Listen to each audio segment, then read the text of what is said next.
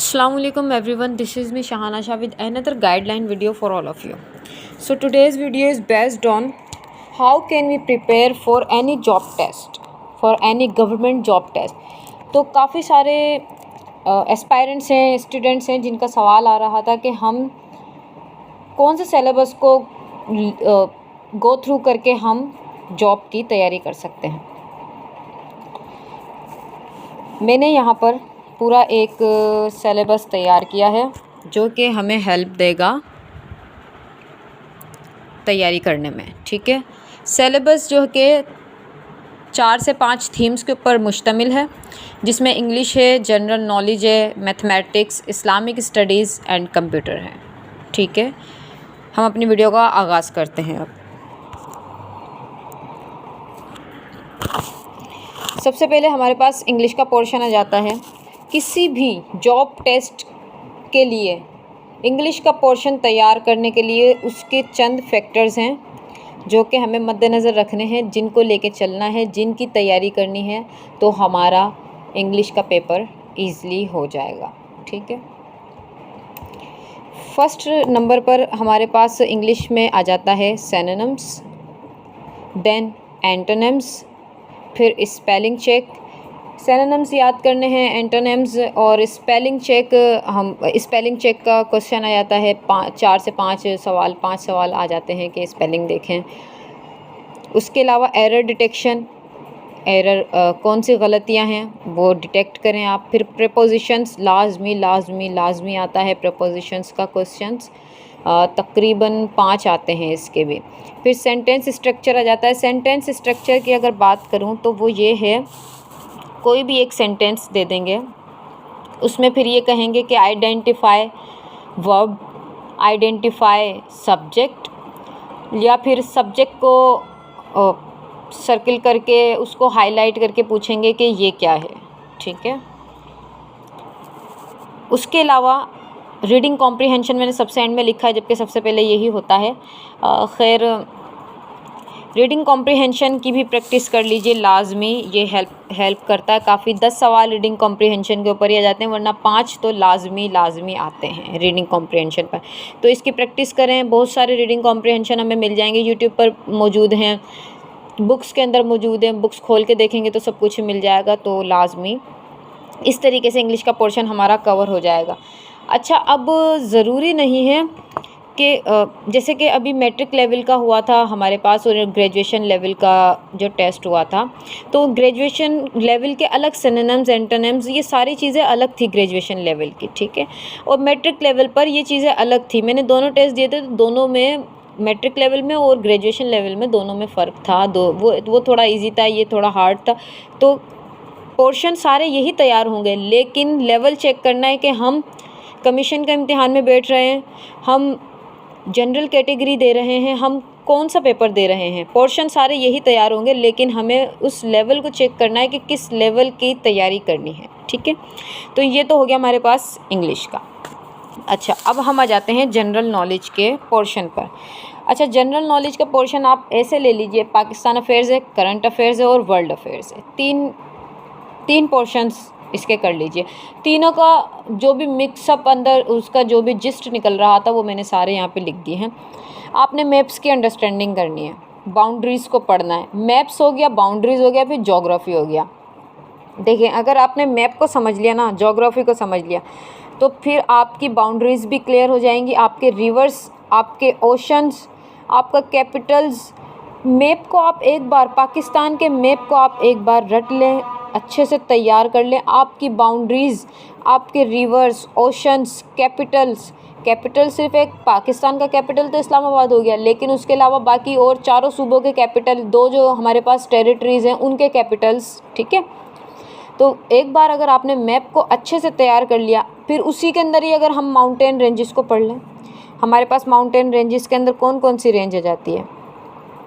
हिमालय है, कराकरम है, और कारूंझर हिल्स है, चागी हिल्स हैं, बहुत सारे हिल्स वगैरह हैं। तख्ते सुलेमान वाली जो हिल्स है हमारे पास, वो वाले माउंटेन्स हैं। काफ़ी सारे हमारे पास माउंटेन्स भी आ जाते हैं। अगर हमने मैप्स को समझ लिया, मैप पाकिस्तान के मैप को एक बार समझ लें, आपको सब कुछ समझ आ जाएगा, ठीक है। अच्छा, उसमें हम मैप्स हो गया, बाउंड्रीज, रिवर्स, ओशंस वगैरह ये सब कुछ हो गया, ठीक है। उसके अलावा करेंसीज देख लेनी है। अच्छा, ये मैप तो आपने पाकिस्तान लेवल पे पढ़ लिया और रिवर्स वगैरह पढ़ लिए, लेकिन हमने थोड़े बहुत हमें आउट ऑफ कंट्री भी निकलना है और हमने रीजनल हमारे जो बाउंड्रीज़, हमारे जो नेबरिंग कंट्रीज़ हैं उनके भी बाउंड्रीज़ देखनी है कि कौन से साइड पे कौन सा लगता है बाउंड्री, और हमारे ओशंस कौन कौन से मौजूद हैं एशिया में।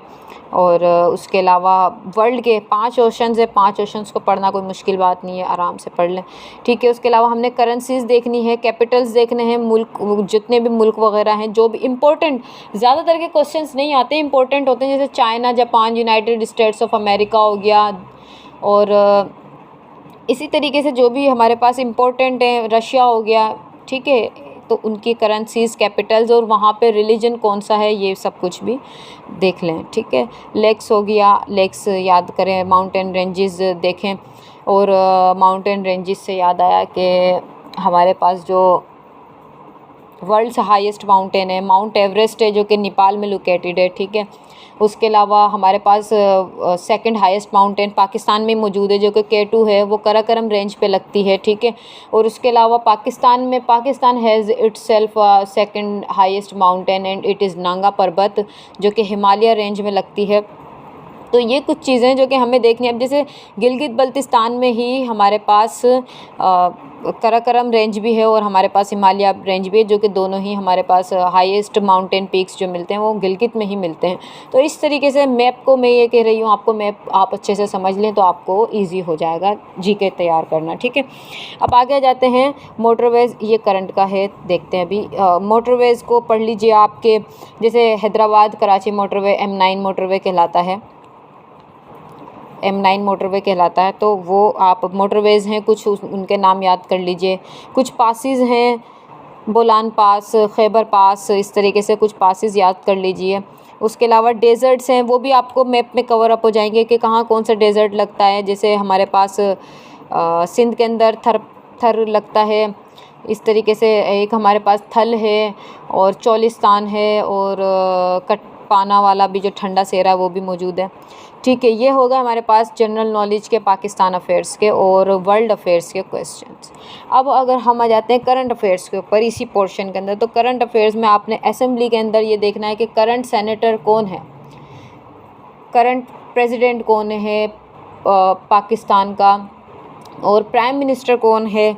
और उसके अलावा अगर हम देखें इंडिया के अंदर कौन प्राइम मिनिस्टर है, नरेंद्र मोदी है, और जयशंकर है, हम वहाँ पर जो भी वो फॉरेन मिनिस्टर वगैरह हैं। तो हमें ये foreign minister, chief minister, president और प्राइम मिनिस्टर और सेनेटर्स और चीफ जस्टिस ऑफ पाकिस्तान या फिर कोई और भी कंट्री का, तो ये सारी चीज़ें हमें करंट अफेयर्स के तौर पर हमने देखनी है। जब पेपर देने जा रहे हों तो उसी टाइम पे जो हम तैयारी करते हैं अकॉर्डिंग टू डेट पेपर, हमने तब उस अकॉर्डिंग टू डेट ईयर हमने तब देखना है कि कौन से करंटली अभी होल्डर्स चल रहे हैं, स्टेट एक्टर्स होल्डर्स जो हैं वो चल रहे हैं, ठीक है।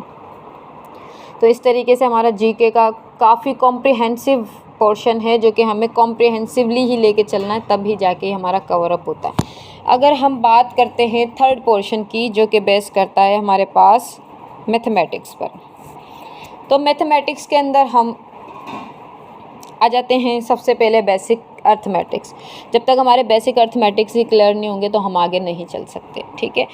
तो मैथमेटिक्स के अंदर ये करना है कि बेसिक अर्थमेटिक्स को पढ़ना है, वर्ड प्रॉब्लम्स को पढ़ना है, ठीक है, सारे जितने भी वर्ड प्रॉब्लम्स वगैरह हैं उनको पढ़ना है, और अलजेब्रा को समझना है, ज्योमेट्री को समझना है, ठीक है। मैथ्स का पोर्शन में आपको ज़्यादा कॉम्प्रिहेंसिवली नहीं भी समझा सकती, क्योंकि maths is not my field and I am also not good at maths much, गुजारे लायक हो जाता है, ठीक है। तो मैथ्स के अंदर ये वाले पोर्शंस कवर करने हैं, ठीक है। अगर हम बात करते हैं फोर्थ थीम की, तो वो हमारे पास है इस्लामिक स्टडीज़। और इस्लामिक स्टडीज़ जो कि हमारे पास मौजूद है, इसके अंदर कुछ पोर्शंस मैंने रखे हैं और हो सकता है कुछ रह भी गए हों, तो वो आप ख़ुद ऐड कर लीजिएगा। इसमें आ जाते हैं हमारे पास, हमने बेसिक पिलर्स जानने हैं, ऑब्वियसली 5 हैं। अच्छा 5 तो हैं, सिर्फ 5 हैं कि कलमा, नमाज, रोज़ा, हज, ज़कात, ये जान के नहीं बैठना है। कलमा कब फ़र्ज़ हुआ, नमाज कब फ़र्ज़ हुई, रोज़ा, ज़कात, हज, ये सब कुछ। ज़कात के ऊपर अगर हम आ जाते हैं तो ज़कात में कौन दे सकता है, कितना फ़र्ज़ है, 7.5 तोला है, 52.5 तोला चांदी है, सोना है, उसका क्या है ज़कात, उशर, ऑर्डिनेंस वग़ैरह क्या हैं वो देखने हैं। कल में नमाज के हिसाब से देखना है। नमाज के अंदर ये वाली नमाज नहीं पूछी जाएगी कि असर के अंदर कितनी रकात है, बेसिक चीज़ नहीं, ऐसे पूछ लेते हैं सोलर इक्लिप्स की नमाज बताइए, नमाज कसूफ़ कहलाती है। इस तरीके से नमाज के थोड़ा डीप में जाके वो भी देख लेना है। बेसिक पिलर्स को भी आपने इस तरीके से देखना है, ठीक है। फिर आ जाते हैं कुरान की डिटेल्स पर। तो कुरान की डिटेल्स में से, कुरान की डिटेल मैंने एक वर्ड लिख दिया है, बट इसको कॉम्प्रिहेंसिवली लेके चलना है। और कॉम्प्रिहेंसिवली इसका ये होगा कि आपने कुरान की डिटेल, कितनी आयतें हैं, कितनी सूरतें हैं, और कब कौन सी सूरत जो इम्पोर्टेंट, वैसे तो कुरान पाक पूरा ही इम्पोर्टेंट है, मतलब कुछ के सवालात आते हैं कि कुरान पाक की कौन सी सूरत दिल कहलाती है, और सूरह फातिहा को क्या लक़ब है, और सूरह यासीन किस लिए पढ़ी, मतलब इस तरीके से क्वेश्चंस वगैरह आते हैं। और कुरान पाक की ज़ीनत कौन सी सूरत है, सूरह रहमान है, और इस तरीके से मतलब कुरान पाक के जो सवाल हैं। और मोस्ट इम्पॉर्टेंट, कुरान पाक के अंदर किन प्रॉफिट्स का ज़िक्र आया है और किन प्रॉफिट्स के नेम्स पर सूरतें बनाई गई हैं, ठीक है, रिवील की गई हैं, नाजिल हुई हैं। और हुज़ूर अलैहिस्सलाम हज़रत मोहम्मद सल्लल्लाहु अलैहि वसल्लम का नाम कितनी बार आया कुरान पाक में, 3 बार मोहम्मद आया, 1 बार अहमद आया। इस तरीके से ये चीज़ें भी देखनी हैं, ठीक है।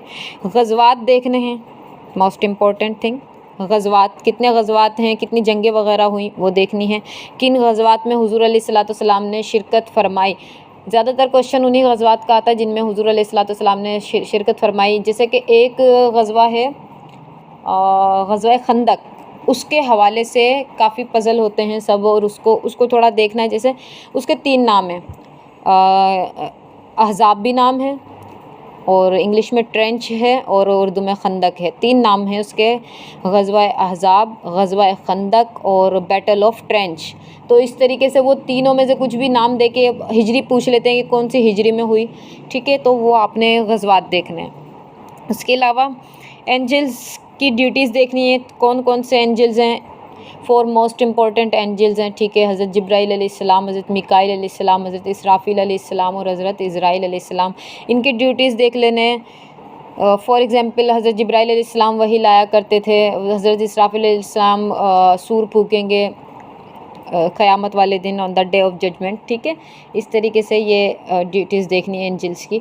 फिर उसके बाद फर्स्ट इन इस्लाम का मतलब ये है, ये भी बड़ी कॉम्प्रिहेंसिव टॉपिक है कि पहली बार इस्लाम के अंदर क्या क्या हुआ। जैसे कि अगर क्वेश्चन आ जाता है कि पहली बार बच्चों में इस्लाम किसने कबूल किया, पहली बार बड़ों में इस्लाम किसने कबूल किया, पहली बार जवानों में किसने कबूल किया, पहले खलीफा कौन है, आखिरी खलीफा कौन है, फर्स्ट इन इस्लाम, इस तरीके से भी क्वेश्चंस आ जाते हैं हमारे पास, ठीक है। फिर सेक्रेड होली बुक्स हमारे पास 4 आ जाती हैं, तौरात, ज़बूर, इंजील और कुरान पाक, ये चारों आ जाती हैं। इनके बारे में देखना है। इस्लामिक एम्पायर्स के कौन कौन सी थी, इस्लामिक एम्पायर्स के अंदर हमारे पास ऑटोमन एम्पायर आ जाती है, और इसी तरीके से जो भी एम्पायर्स आती हैं वो हमने थोड़ी बहुत देखनी है, ठीक है। Last but not the least हमारे पास अब जो मौजूद है वो है हमारे पास कंप्यूटर का पोर्शन, ठीक है। तो कंप्यूटर के पोर्शन की अगर हम बात करें तो कंप्यूटर के पोर्शन में 10 सवाल आते हैं, कभी 5 भी आ जाते हैं, ठीक है। तो उसके अंदर हमने शॉर्ट कीज़ देखनी है। शॉर्टकट कीज़ कौन सी होती है, कंट्रोल W करते हैं तो पेज बंद हो जाता है, ठीक है, और कंट्रोल E करते हैं मार्जिन वगैरह आ जाती है। इस तरीके से शॉर्ट बेसिक कीज़ जो हैं वो देखनी है। उसके अलावा MS ऑफिस के अंदर MS वर्ड के क्वेश्चंस भी आ जाते हैं, वर्ड वाले भी आ जाते हैं, प्रीपोजिशन, ऑफिस का कोई सा भी क्वेश्चन आ जाता है, MS माइक्रोसॉफ्ट ऑफिस के में से कोई से भी। बेसिक इन्फॉर्मेशन लेनी है कंप्यूटर की, कोई ज़्यादा आगे नहीं जाना कि हम जावा पढ़ने बैठ जाएं या फिर हम HTML को पढ़ने बैठ जाएं, ऐसा नहीं है। बेसिक इन्फॉर्मेशन ले लीजिए कंप्यूटर की। तो ये था हमारे पास। मैंने पूरी कोशिश की कि मैं आपको इसको ब्रीफली समझाऊं, लेकिन वो कॉम्प्रिहेंसिवली हो जाए, ठीक है। तो ये कुछ 5 थीम्स रखी गई हैं इसके अंदर आपको समझाने के लिए।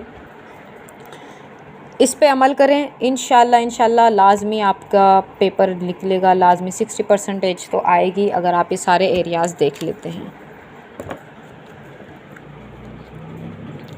कोई से भी टेस्ट के लिए ये भी, अभी जैसे हमारे पास CSS का MPT होने वाला, उसके लिए भी ये वर्केबल रहेगा। CCE PMS में होने वाला है, उसका भी MPT होने वाला है, तो उसमें भी काम आएगा। लेकिन ये जूनियर साइंस टीचर के जो अभी एग्ज़ाम होने वाले हैं, टेस्ट होने वाला, उसके लिए नहीं है, उसका सिलेबस अलग है, ठीक है। तो लाजमी आप इसको गो थ्रू करें, इस सिलेबस को, इसके अकॉर्डिंग तैयारी करें, इंशाल्लाह आपको हेल्प होगी। And thank you so much and don't forget to like and follow my account. अल्लाह हाफिज़, अस्सलाम वालेकुम।